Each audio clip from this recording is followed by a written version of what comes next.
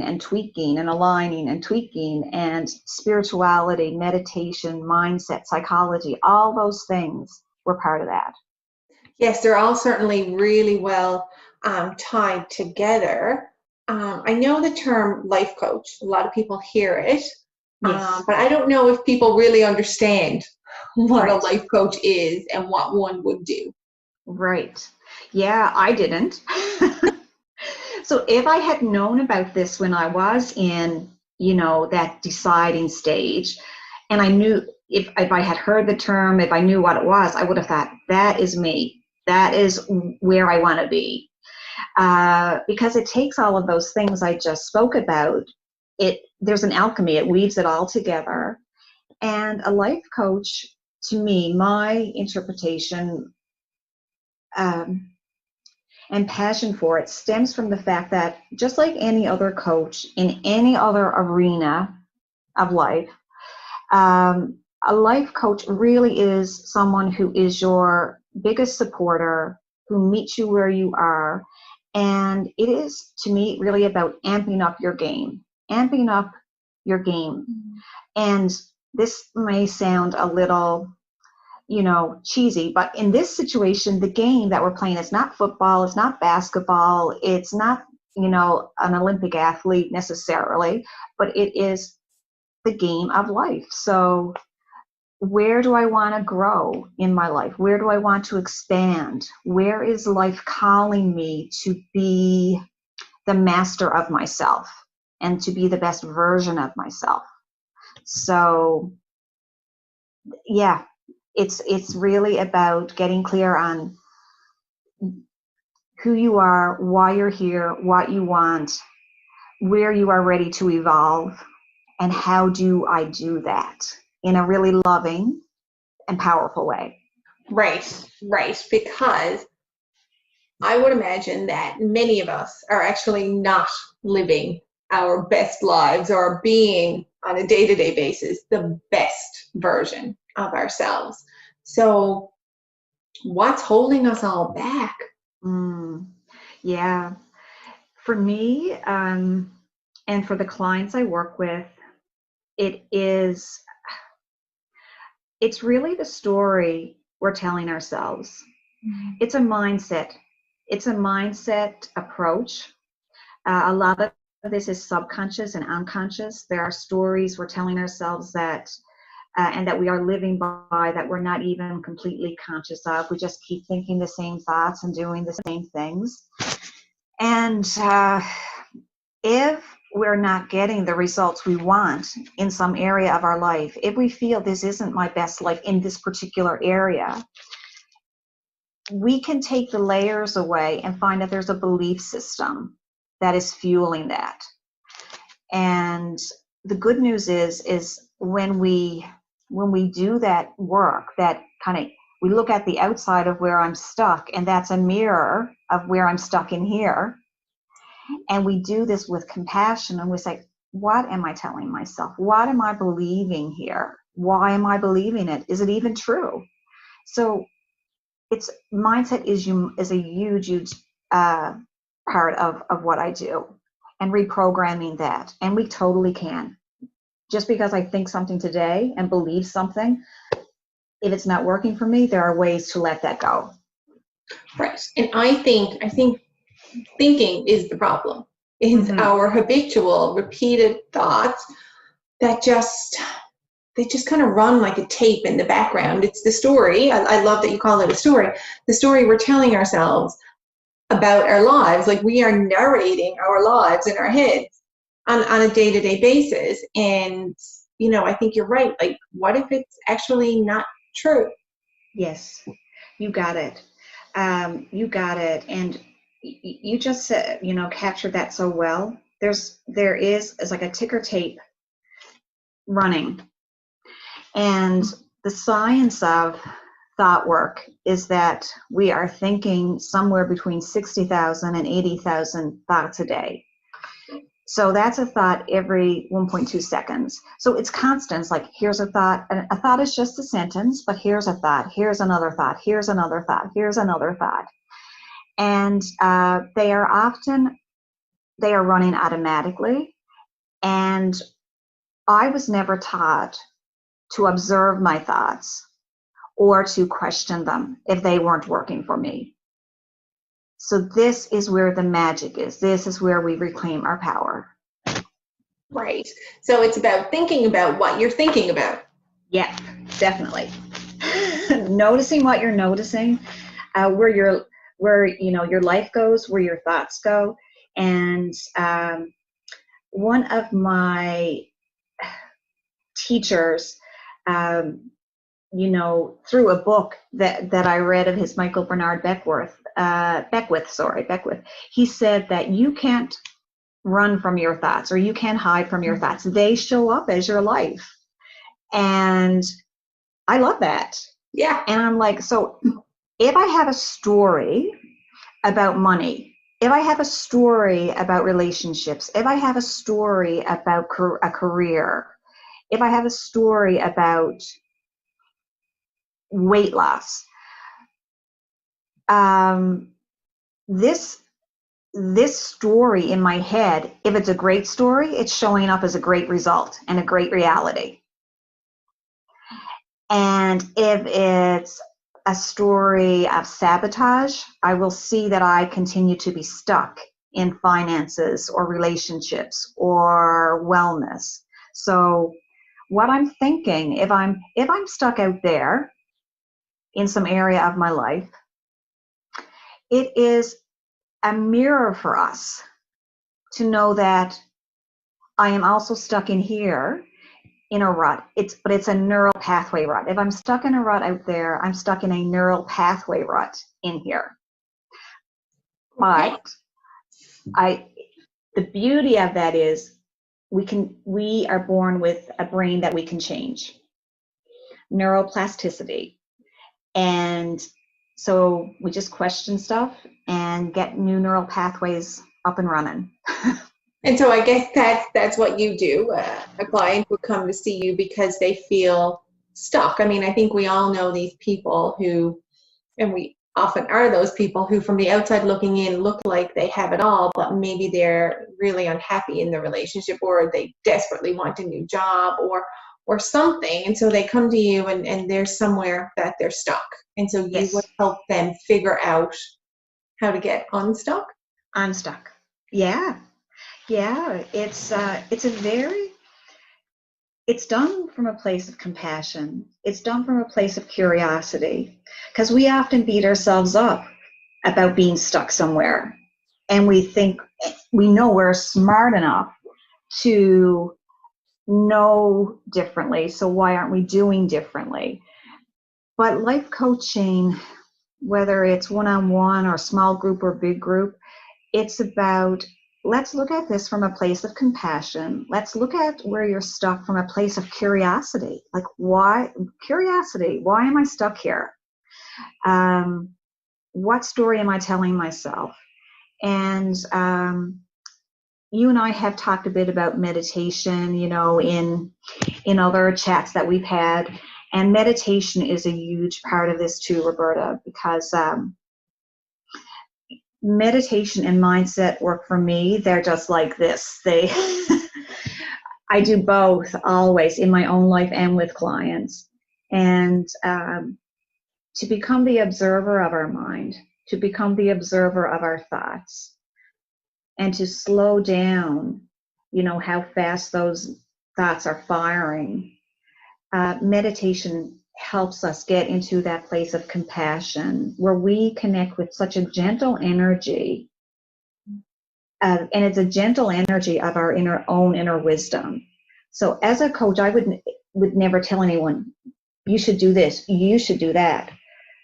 It's about sharing tools to help you access your inner wisdom. And you will know it. You will know that you have accessed your inner wisdom when you feel the tension releasing from your body and your mind. And you'll say, yeah, that's exactly it for me.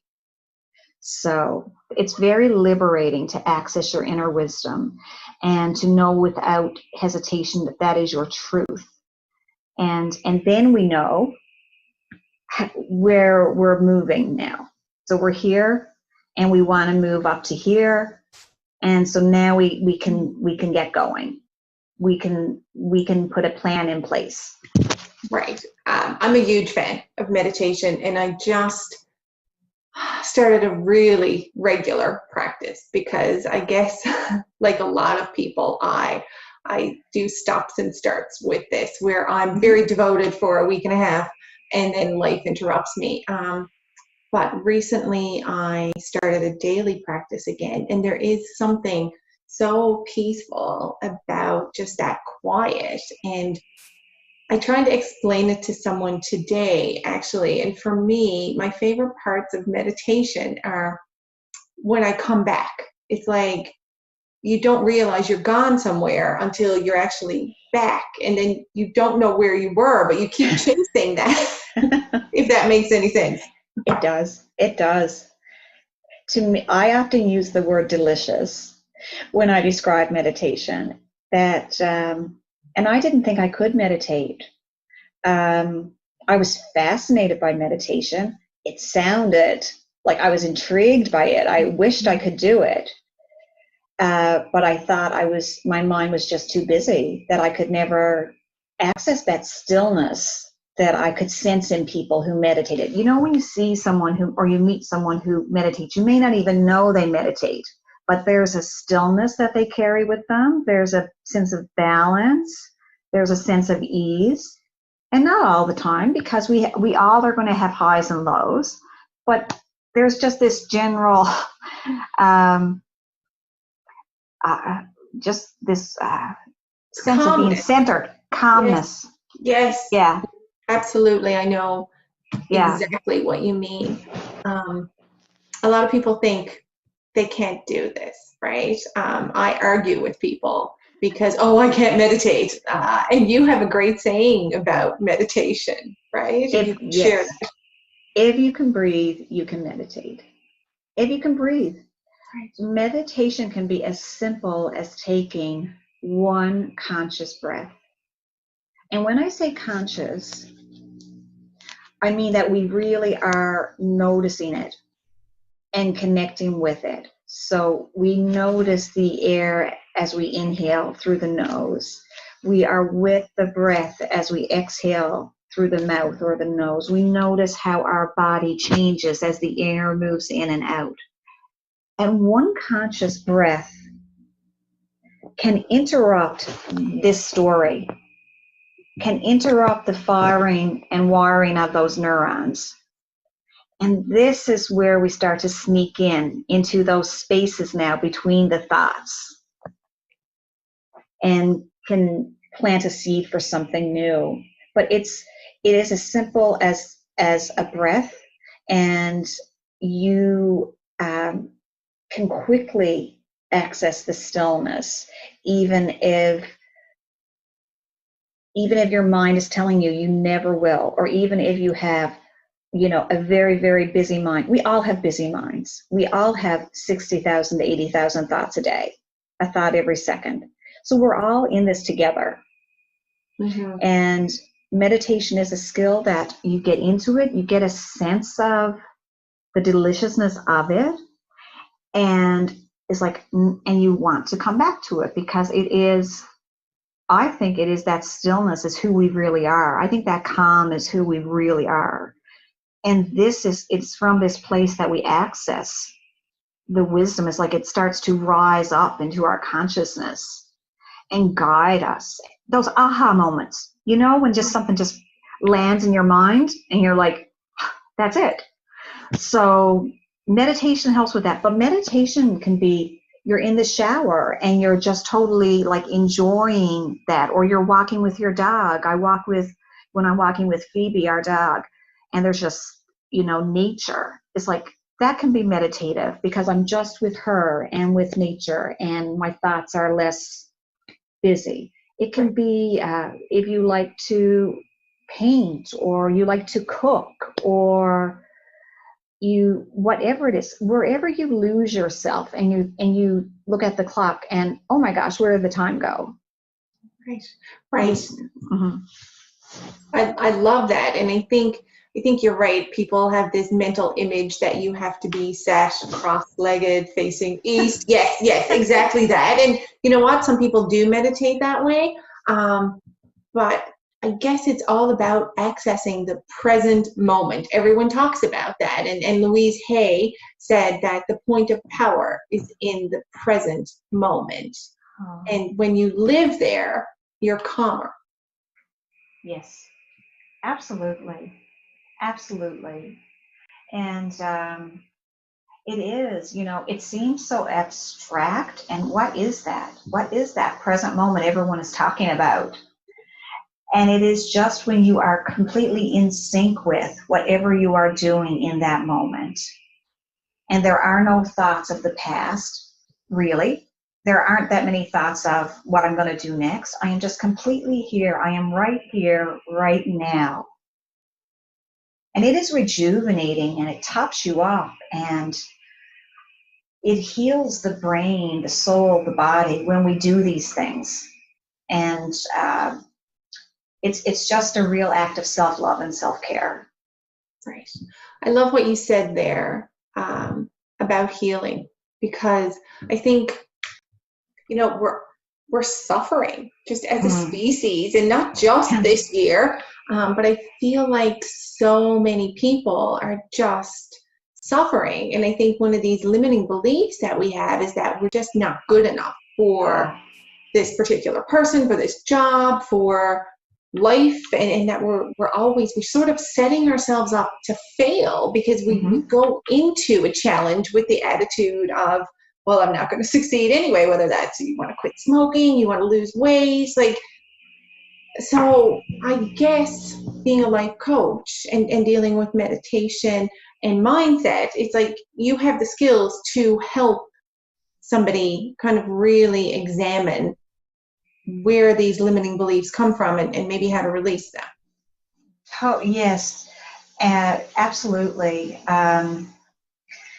What you just said, Roberta, about suffering reminds me of a quote by Buddha, who said that pain is inevitable, but suffering is optional.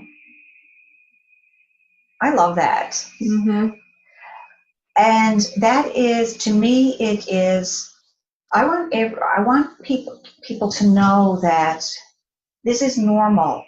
Highs and lows are normal. So life coaching to me, using meditation and mindset and brain science, it's not about not feeling your feelings. It's not about not honoring the pain that is part of life. That feeling those feelings is essential to our healing as well. I have found that to be liberating in my own life, and I see it in clients, to know it's okay to feel mad, to know it's okay to feel sad, to know that it's normal to be afraid. And they're like, right, and so pain is part of this journey that we're on. But then the suffering is optional. I believe that suffering is created by the stories of self-sabotage that we get mired down in. Mm-hmm. And as I said, I had no idea that I could observe my thoughts. I had no idea that I could look at my story from a place of compassion and curiosity. I think I had a vague idea that what I thought had something to do with what happened out there, but not the true power of that. And so we really investigate any thought that is limiting our ability to access our best life. If I want to access my best life in wealth, then I would investigate any limiting belief that is holding me back there. If I want to access and show up as my best self in romance, in a relationship, as a partner, what are my limiting beliefs there? Let me investigate them. And when I say investigate, it's questioning them. And it can be as simple as we find a thought like, I'm not good enough. Right. A very common universal belief. And we sit back and we notice that we're having that thought that was running and running and running unconsciously, subconsciously. And then we pull it out and we ask questions, any number of questions. But is that true? Can I absolutely know with 100% certainty that I'm not good enough? And then other really powerful ones, like, what is this thought costing me? What is this thought costing me? So, right. You know, if I want more in a career, if I want more in friendships, if I want more in my wellness, and I have a story of sabotage, and I find the thought, and I think, well, what is this thought costing me? It's costing me. Is it costing me growth in this area? Is it costing me evolution, evolving into a better version of myself? Is it costing me mastery of myself in this area? And when I see that, when I kind of sit with that and feel in my body, yeah, actually it might be, that alone can start to change our brains. That awareness alone. We don't have to be a Pollyanna and like have all of this positive stuff that we start putting on there right away. The process of questioning and investigating what we are unconsciously buying into is is where we begin the process of taking back our power and, you know, liberating ourselves from thoughts that are not serving us. And as well, I guess a lot of our limiting beliefs are things that we sort of picked up as really young children. And like, to go back to where you started that, like your thoughts on money. So if you grew up believing, okay, money doesn't grow on trees, there's not enough money to go around, and this might be something that was passed on to you from your parents, your grandparents, like your community, and you just sort of grow up with this poverty mindset that you didn't even mean to create, but this is now what your core beliefs are about money. Yes, absolutely.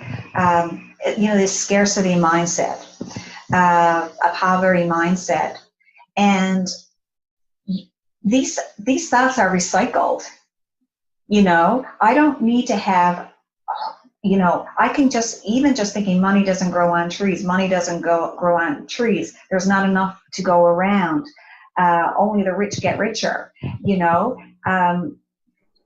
So in a story of sabotage, the truth again of thoughts is that 90% of the thoughts I think today are the same thoughts I had yesterday. So if I have a scarcity mindset, then I'm thinking scarcity, I'm thinking the same things I thought yesterday.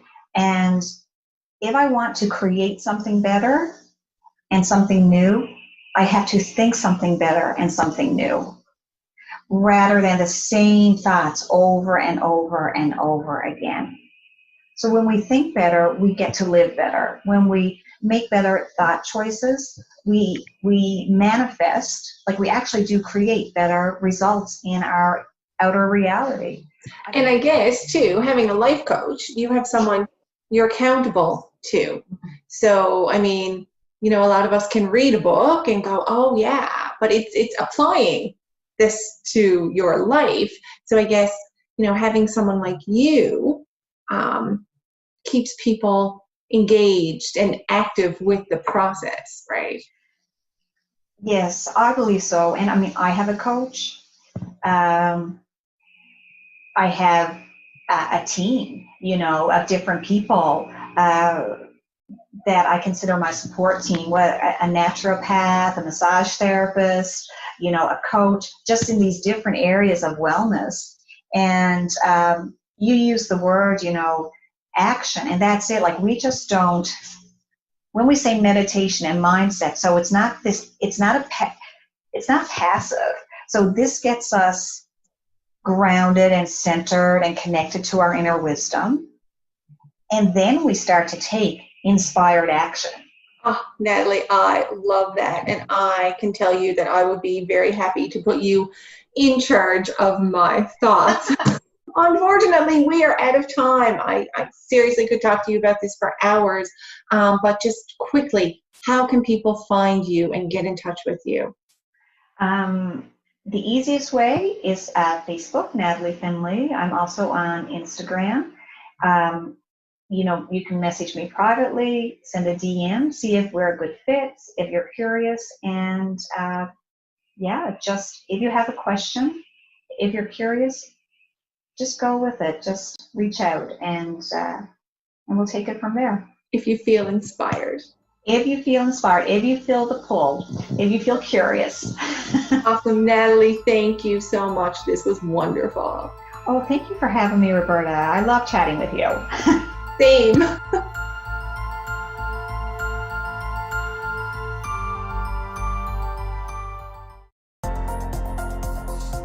The following program is brought to you by Rogers Anyplace TV. Enjoy exclusive content for free. Visit RogersAnyplaceTV.com. Call the Rogers TV viewer response line, email us, or connect with us on social media.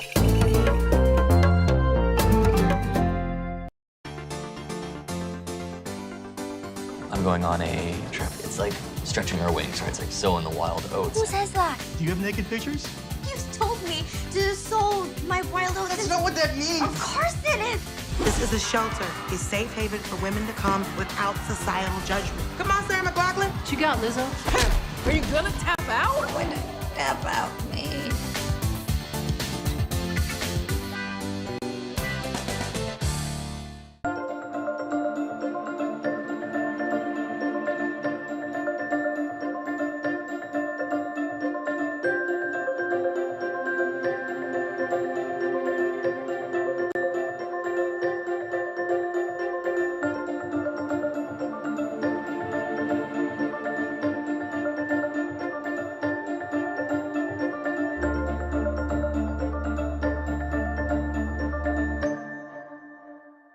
Hi everybody, I'm Peter Halley. And I'm Shelley Neville of Spirit of Newfoundland Productions. And we're having a great time with our new online show, Spirit Songs and